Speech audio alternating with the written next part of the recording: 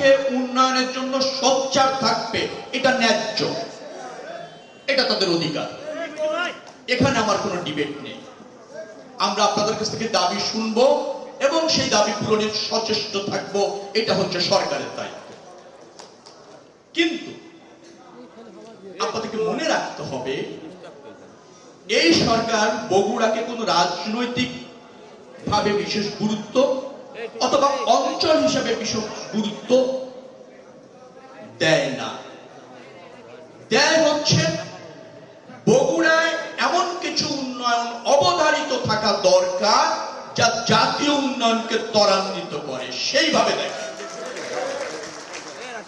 আমরা অনেকগুলি খাত চিহ্নিত করেছি যেটা বগুড়ায় অতীতে ছিল, এখন আছে, ভবিষ্যতে সেই সব খাতগুলি আরো বেশি সমৃদ্ধ করা প্রয়োজন। স্যান্ডেলিনা সো, রূপচর্চায় আভিজাত্য। আরো বেশি সম্পৃক্ত হওয়া প্রয়োজন জাতীয় অর্থনীতিতে, জাতীয় বাণিজ্যে এবং জাতীয় সমৃদ্ধিতে, যার ফলে বগুড়ার উন্নয়নটা আঞ্চলিক না, জাতীয়। বগুড়া সমৃদ্ধ হলে জাতীয় অর্থনীতি সমৃদ্ধ হয়। বগুড়ার ইনফ্রাস্ট্রাকচার ডেভেলপ হলে সেই ডেভেলপমেন্টটা জাতীয় অর্থনীতিতে প্রভাব বিস্তার করে। সেভাবে আমরা দেখি, সেভাবে আমরা ভাবি, এবং ভাবি বিধায় এই অঞ্চলের উন্নয়নের জন্য সরকার কাজ করছে। মন্ত্রী হিসাবে আমরা যে দুজন আছি, আমরা সেটাকে প্রাধিকার দিচ্ছি। আপনাকে একটা জায়গায় গর্বিত হতে হবে, সেই গর্বটা আমি আপনাদের মধ্যে দেখিনি। বগুড়া একসময় বঞ্চিত ছিল, যার জন্য বাংলাদেশের মানুষ বগুড়ার উপর দায়িত্ব দিয়েছে পুরো বাংলাদেশ ডেভেলপমেন্ট করা। সেটা নিয়ে কেন গর্ববোধ করেন না?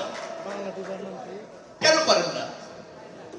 আপনাদেরকে দায়িত্ব দেওয়া হয়েছে সারা বাংলাদেশের উন্নয়নের, বাংলাদেশের সমৃদ্ধি, আন্তর্জাতিক পর্যায়ে বাংলাদেশের নেতৃত্ব। আপনাকে দায়িত্ব দেওয়া হয়েছে এই রাষ্ট্রটাকে একটা উন্নত রাষ্ট্রে পরিণত করা। সেই লক্ষ্যে কাজ করছে আপনাদের কৃতি সন্তান মাননীয় প্রধানমন্ত্রী। সেটা তো আপনারা গর্ববোধ করবেন, সেটা তো আপনারা তৃপ্তি খুঁজবেন, তার মধ্যে আপনারা সার্থকতা খুঁজবেন। তখন দেখবেন নিজেদেরকে আরো বেশি শানিত মনে হচ্ছে, আরো বেশি তৃপ্ত মনে হচ্ছে।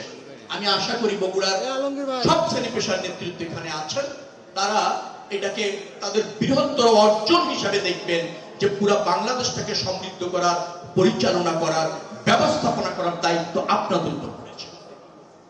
এই জন্য একটু সংযম চাই, একটু গর্ববোধ করবেন, সেটাও চাই।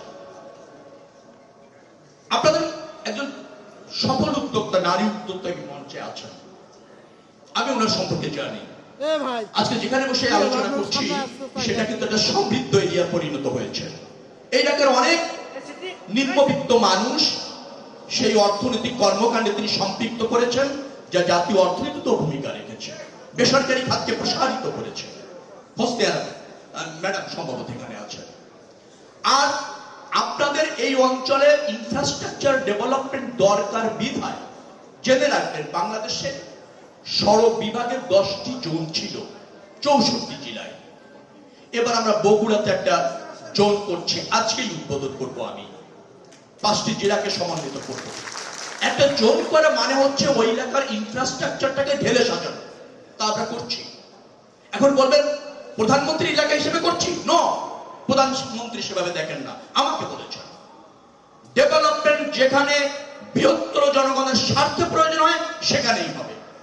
এই ডেভেলপমেন্ট এই এলাকার অর্থনীতি বিকাশের জন্য প্রয়োজন বিধায় আমরা করছি, আমরা কোন রাজনৈতিক বা আঞ্চলিক প্রয়োজনে করছি না। আবারও বলছি, জাতীয় স্বার্থে করছি, জাতীয় অগ্রগতির অংশ হিসাবে করছি।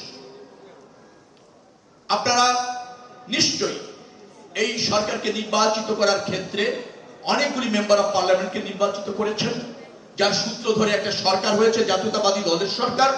মনে রাখবেন, এই সরকার জবাবদিহিমূলক সরকার, জনবান্ধব সরকার এবং আগামী দিনে পুরো বাংলাদেশকে বিনির্মাণ করার অঙ্গীকারের সরকার, এবং সেই সরকারের প্রধান এই বগুড়ার কৃতি সন্তান।